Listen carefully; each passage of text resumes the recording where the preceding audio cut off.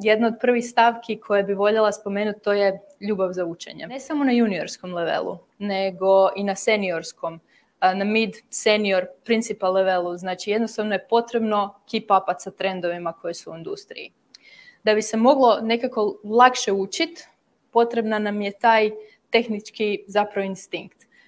Isto tako logičke sposobnosti, možda brže, shvatiti određene stvari, baš ona kreativnost koju sam spomenula poslije u rješavanju zadataka, tako da te dvije stavke su nam jako bitne, plus inicijativa. Dosta volimo taj timski duh, dosta projekata koje imamo su nam zapravo timski projekti, dosta nam je bitno da se svi dobro slažemo i dobro nadopunjujemo i guramo jedni druge napred.